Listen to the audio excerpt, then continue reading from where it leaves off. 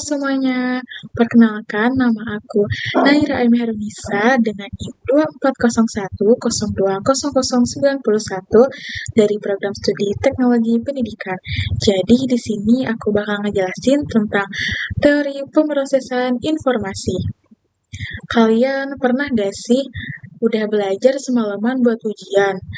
Udah baca semua materi, bahkan kalian hafalin rumus-rumusnya. Tetapi begitu ujian dimulai, semua yang udah dihafal dan dipelajari hilang begitu saja. Kepala rasanya kosong, panik, dan bingung harus mulai dari mana. Atau malah sebaliknya, ada hal-hal kecil yang bisa kalian ingat dengan jelas, kayak nama-nama teman SD, atau lagu-lagu masa kecil yang kalian masih hafal sampai sekarang. Kok bisa ya? Hal-hal tertentu gampang banget kita ingat, tetapi yang lain malah cepat lupa. Nah, semua ini ada penjelasannya. Otak kita ternyata punya sistem kerja yang mirip dengan komputer, yaitu menerima informasi, memprosesnya, lalu menyimpannya ke dalam memori. Cara kerja otak ini dijelaskan dalam teori pemrosesan informasi. Apa itu teori pemrosesan informasi?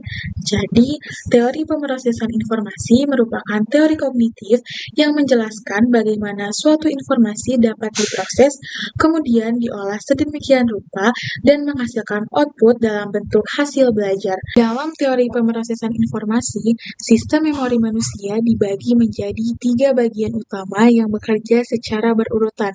Yang pertama yaitu memori sensori atau sensory memory. Memori ini adalah tahap pertama di mana informasi masuk melalui panca indera. Informasi hanya bisa bertahan sangat singkat. Kalau tidak diperhatikan, bisa langsung hilang. Contohnya yaitu saat guru menjelaskan di kelas, kamu sempat lihat rumus di papan tulis.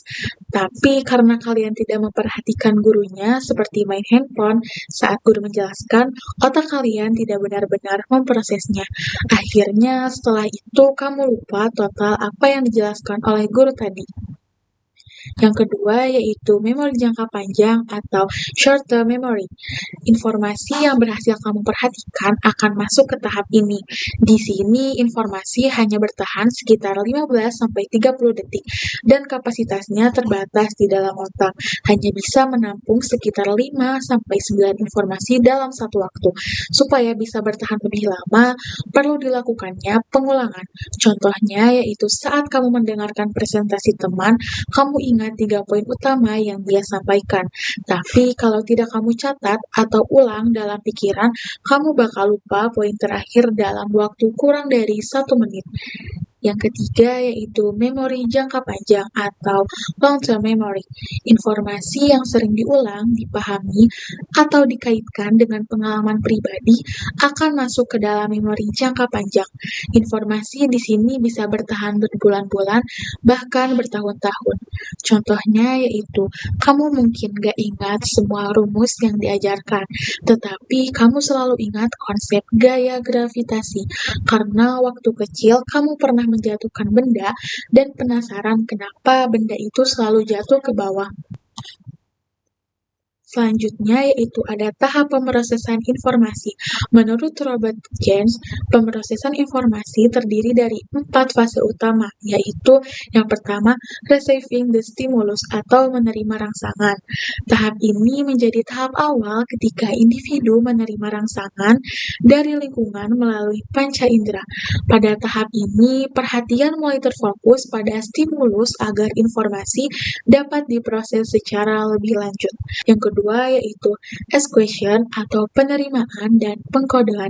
Tahap ini menjadi tahap di mana individu memperoleh, memahami, dan mengolah informasi yang diterima, sehingga informasi menjadi lebih bermakna. Informasi mulai dikodekan atau encoding untuk siap disimpan ke dalam memori. Yang ketiga yaitu storage atau penyimpanan. Tahap ini adalah tahap penyimpanan informasi yang telah diolah ke dalam memori jangka panjang.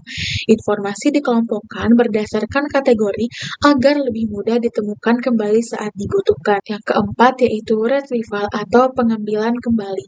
Tahap ini adalah tahap ketika individu mengakses atau memanggil kembali informasi yang telah disimpan dalam memori untuk digunakan. Nah, dari semua pembahasan tadi, kita bisa simpulkan bahwa teori pemrosesan informasi menjelaskan bagaimana otak manusia bekerja dalam proses belajar, mulai dari menerima, mengolah, menyimpan, hingga mengambil kembali informasi. Teori ini mengingatkan kita bahwa belajar bukan hanya soal seberapa lama kita membaca atau menghafal, tetapi tentang bagaimana kita memproses informasi dengan cara yang tepat dan bermakna.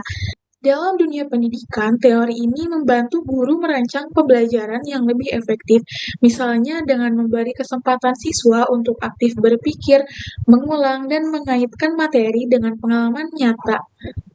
Dengan begitu, belajar tidak hanya sekedar mengingat, tetapi benar-benar memahami dan menerapkannya.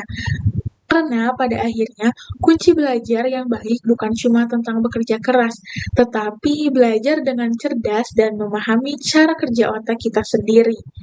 Terima kasih yang sudah menonton sampai akhir. Kalau kamu suka video ini, jangan lupa untuk like, share, dan subscribe. Bye-bye!